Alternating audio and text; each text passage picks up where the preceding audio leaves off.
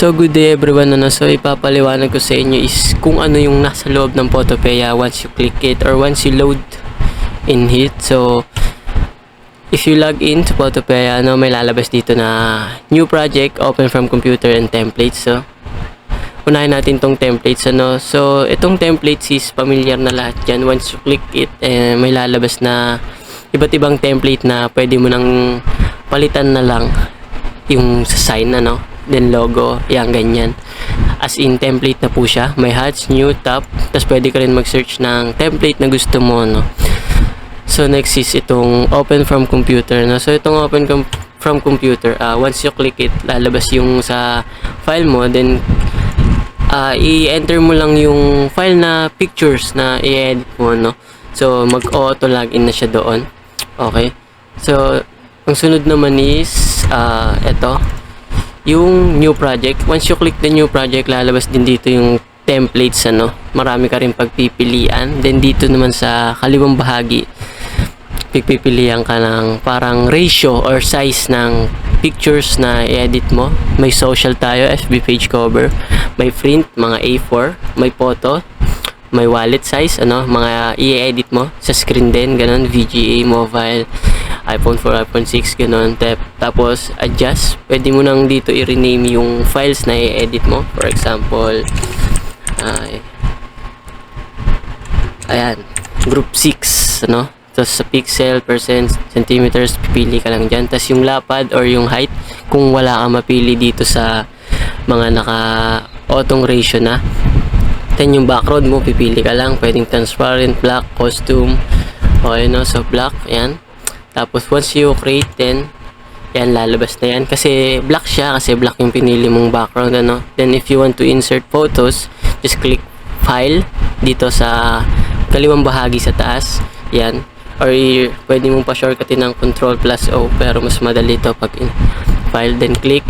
Then, insert mo yung photos na i-edit mo. Yan, lalabas na siya dyan. So, yun lang guys, So, susunod na ang ating reporter. Yun lang. Paliwanag ko naman po kung paano to gamitin tong artboard. So, pag drinag mo naman po siya sa yung artboard, kusa na po siyang magka-crop and pwede mo po siyang galaw-galawin, move kung saan. Then, ito naman po sa polygonal, corner by corner naman po siya. Tsaka kung saan nyo sinimulan, yun din dapat po tatapusin. Ayan po.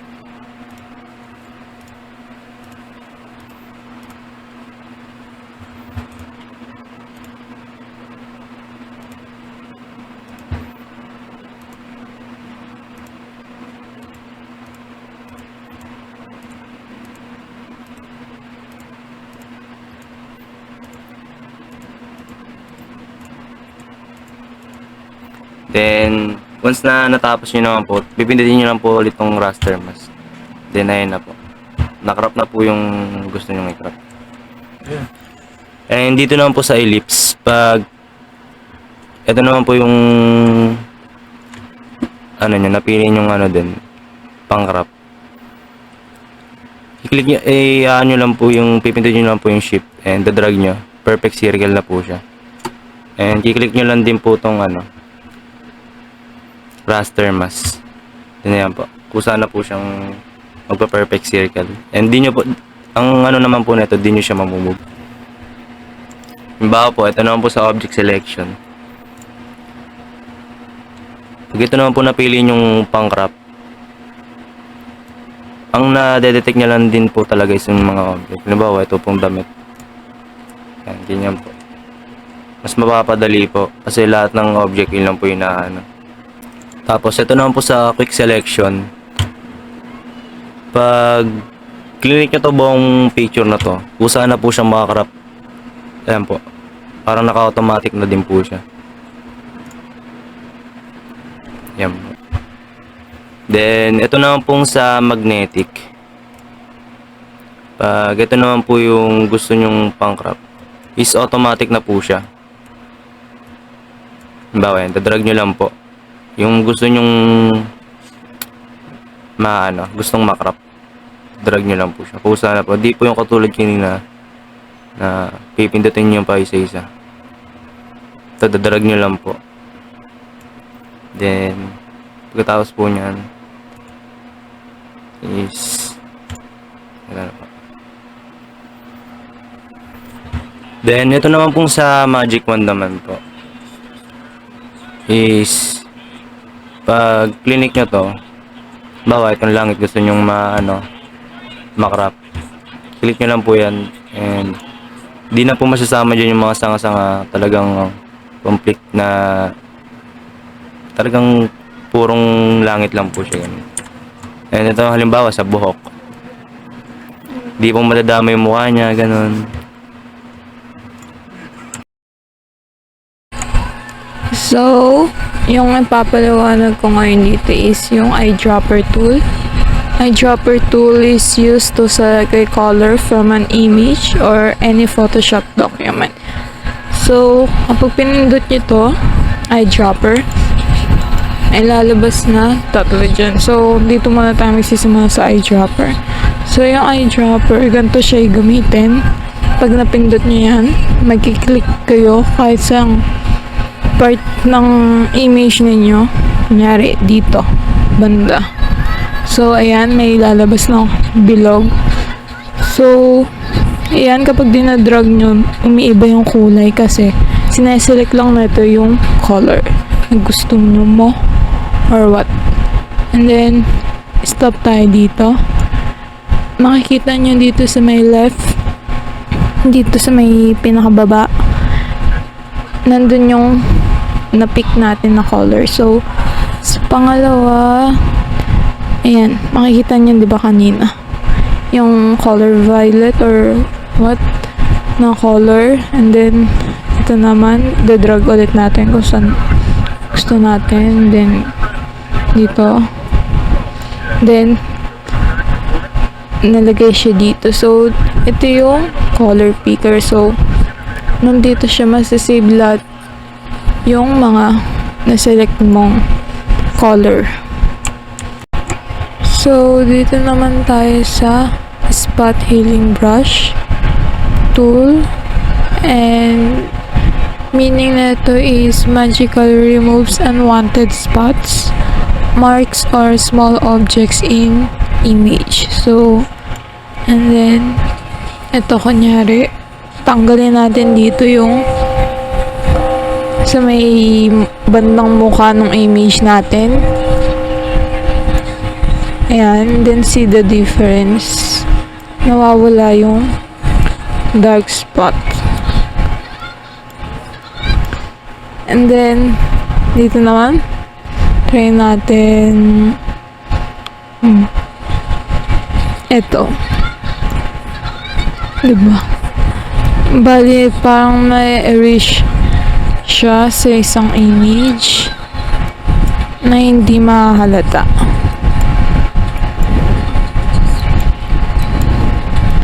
So, ayan. Makikita niyo yung pinagkaiba sa naunang image natin, then kung ginamit natin yung spot healing brush tool.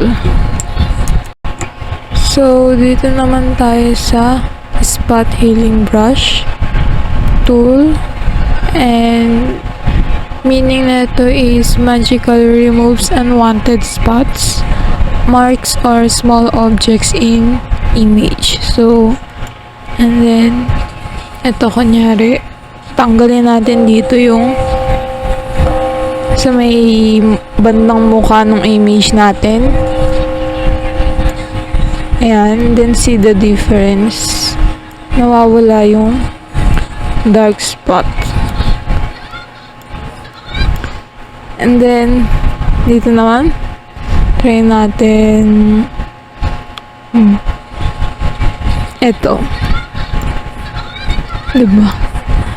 Bali, parang na-erase siya sa isang image na hindi mahalata.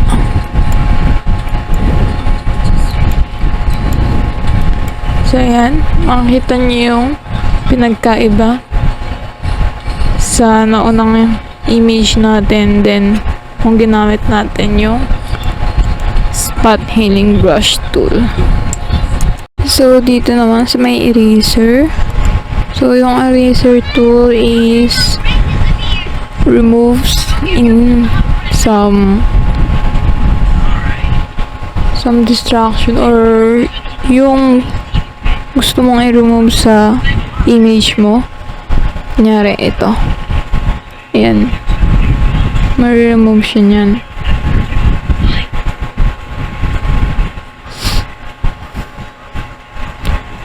So, yung eraser tool and then background tool is parang same lang din naman sila kasi mag-erase ka.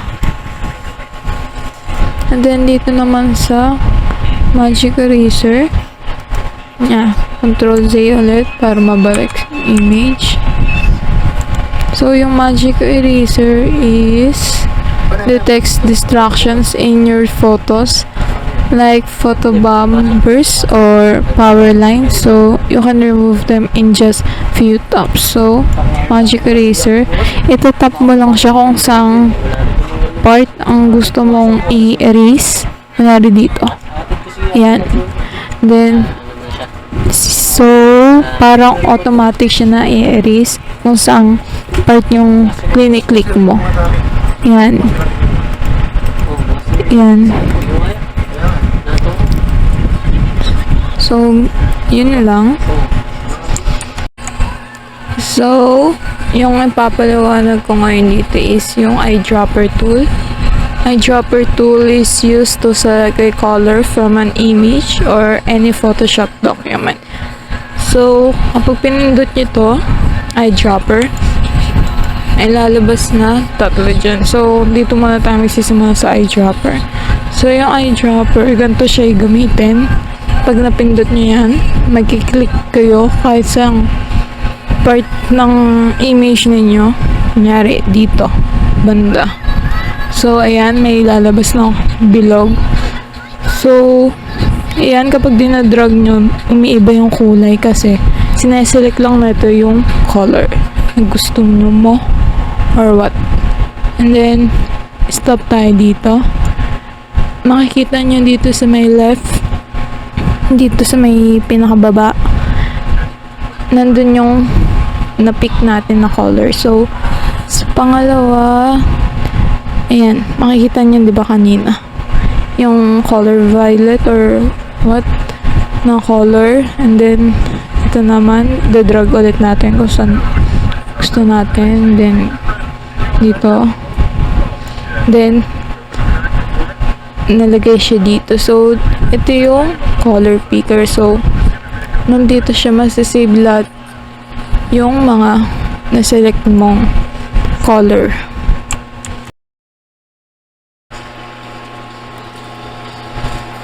Hello, this is Richard Montemayor from Group 6, and I want to present to you the Paint Bucket tool. What is a Paint Bucket tool? The Paint Bucket tool is create more advanced color fill up, interesting effect, and higher degree of control. At the inside of Paint Bucket tool, inside of Paint Bucket tool is the gradient tool, the Paint Bucket tool, and I want to present to you is a Paint Bucket tool. There, the Paint Bucket tool. There your image, and click the background and go to change color.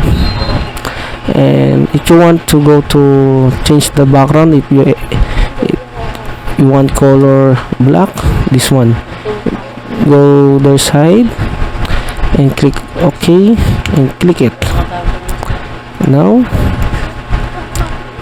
and go OK. See what is your press in the image is go to color you want. Example of this pants of Tommy is go to change. Okay, that's all. This is all. And other is a gradient tool. The gradient tool is more advanced the color you want. Okay, next to you is the smudge tool. The inside of smudge tool is blur tool, sharpen tool, and smudge tool. Example, I click the blur tool. Okay, the blur tool is go to blur the image. Example, my face. Go to blurred. See, and the face of Tony, go to blurred. See, that is the blur tool. And the other is the smudge tool. Smudge tool is go to smudge. Go to mix the color of your image and page the Tony, Louie, and me, Tony, and Leia, and also Louie, and Tommy, and the last Tommy. Tommy is go to sharpen. Oops. See, Tommy is go to like a zombie. Yan. See. That's all. That is the smudge tool. Okay, for the next is the sponge tool. Inside the sponge tool is the dodge tool. The dodge tool is go to lighting the color of your image. Sample of Leia and Louie. And the other is burn tool, like Tony. Go to darken, like me, also dark. Yan, see, this is the dodge tool, and also this is the sponge tool, also the burn tool of Tommy. Burn tool, like a sunburn. See, yan, that's all. That is the dodge tool, the sponge tool, and the burn tool. Alright, thank you. Okay, for the next is the type tool. The type tool is like this. Type tool, sample, click the image and type your language if you like. Happy moment. The happy moment. Yan. The happy moment. Yan. Happy moment.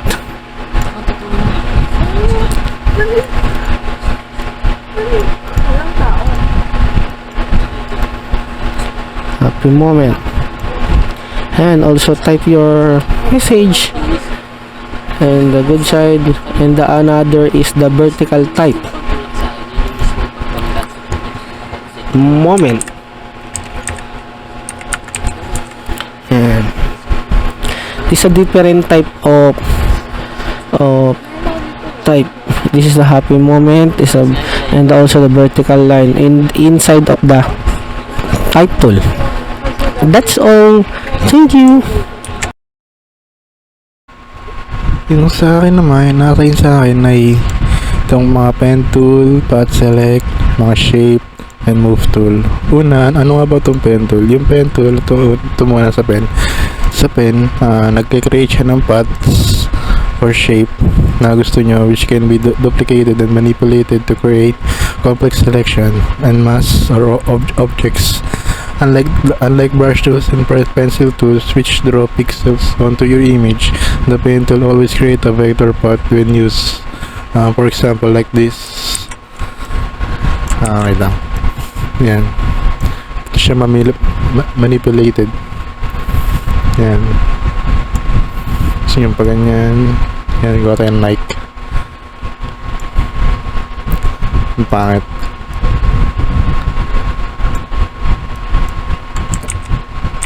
Basta ganyan.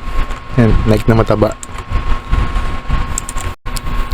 Sunod naman na ito sa curvature pen. Sa curvature pen, itong tool na to is used to draw lines and curves. These two abilities are grouped onto a single tool because a line is actually a perfect straight. So this tool always draw curves where straight line is a subset involving no actual curvature. For example, yung ganito.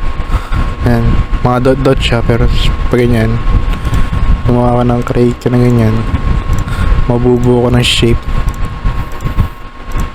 Yan, meron ka ng potato. Kahit anong gusto nyo, pwede nyo ibahin pa yan, pero ganyan. Kung ano gusto nyo gawin, pwede dyan. Yan, sa art. Next naman, ito sa path select. Sa path select, kung gusto nyo magamit siya, kailangan nyo man maglagay ng object or kahit anong shape. Kunyari ito, sa rectangle shape, gawa ka ng rectangle shape. Kunyari, ganyan. Tapos, pinutin nyo yung path select. Tapos yan, i-drag nyo lang pag ganyan. Tapos, pag itas nyo, pwede nyo na magalaw itong rectangle na to, kahit saan nyo gusto. Or yan. Yan. Sa direct naman, kung gusto niyo magamit yung direct tool, is used to select or move or modify paths or shape. With this tool, you can select individual anchor points in a path or shape and manipulate it. So, for example, itong rectangle. Ayan. Kasi yung iba yung shape niyan, pinutin nyo lang yung path select, yung path select tama, ay director select. Ayan, ayun o, sa mga corner niya, pinutin nyo. Ayan, nangyari yan. May saranggola na kayo. Or gusto nyo ibahin pa ulit. Ayan. Pwede nyo gawin. Ayan, may pyramid na kayo. Kasi kayo nang bahala kung anong gusto nyo gawin dito. Nangyari ganyan. Ayan. Hindi na siya rectangle. Nag-iba siya ng shape.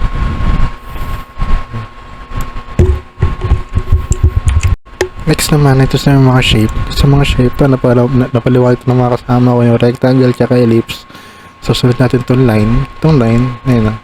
Mag-create lang kayo ng anong line na gusto nyo. Kung gaano kahaba.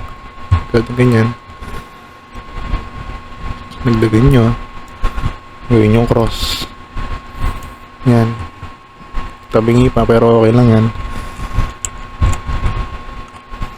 Sunod naman, itong sa parametric shape, ano siya eh, pentagon. Yan, limang side. Yan. Sunod naman itong custom shape. Yan. May yan, pyramid. Piling gawin. Yan lang.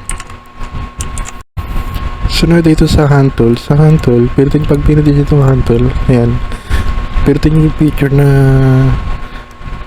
ano ko namang edit nyo, ayan, pwede siya ma-move kahit saan yung talin. Kaya kanyan, tatago nyo. Basta, kayo nang bahala kung saan yung gawin dyan. Basta, pwede siya ma-move. Ayan. Move lang.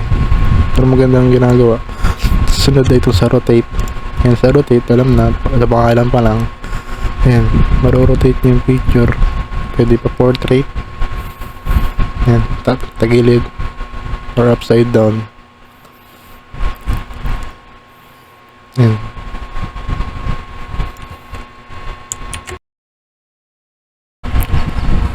So, good day everyone, So, I'm gonna be the next reporter. And ang papaliwanag ko naman sa inyo is yung zoom tool, color picker, quick mask mode, and then virtual key. So, simulan natin dito sa zoom tool. So, everyone should be familiar in this tool because zoom in, zoom out lang to, So, if you want to zoom sa pictures nyo na kung saan yung gustong i-zoom in, just put the point in the points in the picture that you want to zoom in, So click the just click left click in your mouse pad, to zoom in. Yan, just like that. Okay, ganun lang po. And if you want to zoom out, just click the alt, just hold the alt in your keyboard and scroll back in your mouse pad, Yan, that's all you want to do. Or if you want to zoom in by not clicking in the left side, in your mouse. Just hold the alt and then scroll in and scroll out lang just to zoom in, zoom out, okay? So the next one I'm going to explain is the color picker, So ito yung kasunod nasa baba nung zoom tool, okay? Ito siya. So first kuha muna akong pictures na pwede nating kulayan ito, ice cream na isip ko. So medyo nalalabuan ako so i-adjust natin yung pagka black niya tsaka white. Just click the image adjustment tapos black and white, tapos yan, mababa lang naman lahat, so okay lang. Tapos image ulit, adjust natin yung brightness, babaan natin yan, tas sa contrast yan, okay na yan. So walang masyadong, hindi kita masyado yung pagbabago, pero nagbago siya ng onte, ayan. So zoom in, zoom out lang. Tapos so next is lalagyan natin ng dadagdagan natin ng layer, para sa coloring. Tapos click dito sa kanang bahagi sa babang baba, ayan, new layer. Tapos to malalagay na siya dyan. Tapos palitan natin ng pangalanan ko siya ng coloring, yan, para hindi tayo malilito. Then babalik tayo sa background, then click natin to sa magic wand, then click lang yung sa specific object, ito magic wand, specific object na gusto nyong kulayan, for example ito or ito na lang, then click ito paint, paint bucket tool sa baba ng erase, then click dito na sa color picker tayo, so cone, ibahin natin ang kulay para unique, gawin natin kulay blue, yan. Then bago natin siya i-paint, babalik tayo sa coloring tapos sa bucket, then i-click lang natin, ayan na, so na-paint na yung specific object na gusto natin kulayan, so bigyan pa natin na example, balik tayo sa background, magic wand, tapos ito color picker, tapos kuha tayong ice cream na pula, yan, tapos balik tayo sa coloring, then paint, click the object, yan. So yun na yung pinaka nakulayan. So hindi mo siya makukulayan kapag wala siyang magic wand, wala siyang, ito yung parang ayan, yung parang dot line na yan, okay? So the next one natin papaliwanag is itong quick mask mode, so babalik tayo dito. So the next one is the quick mask mode, so i-explain ko siya sa inyo. So para kung paano siya gagamitin, so ganito lang yan, wait lang, adjust natin, masyadong mababa, yan. So para gumana siya is click here sa may kanang bahagi ulit sa may baba, ito yung mask mode na to, yan, click mo yan para magkaroon siya ng plus background dito sa gilid, yan. Then kiklik natin tong brush, then ayan na, may lumabas na circle na pwede mo siyang i-brush, pero kailangan nasa black and white lang ating yan, black and white, para pag binrush natin, ayan. So ito yung quick mask mode, parang i-drawing mo yung gusto mong crop or itanggalin sa background, If nahihirapan ka sa shape ng bilog na gamit mo, just click right click in here photos, then pili ka ng size na gusto mo, yan, para yan, ayan, para mapadali yung if ever na malaki yung gusto mong i-crop, yan, just click right click to yan, to remove, to para palakihin yung pag-erase mo, yan. So ayan na siya, ayan ang quick mask mode, tapos babalik ka lang, ayan po siya, Then dito naman po sa last one ko ipapaliwanag is yung virtual key, so itong virtual key is para siyang grind or ruler, so all you want, ang gagawin mo lang is control R, yan, then makikita nyo nalalabas na yung ruler na yan, then ayan siya, para mas tansyado mo yung mga i-insert mo. So bigyan natin ng example, ito sa rectangle, ayan, yung size na magagawa mo, ayan, lalabas siya yung lalabas sa ruler kung gaano nakalaki. So yun lang guys, ano. So thank you for listening and that's all po. Thank you.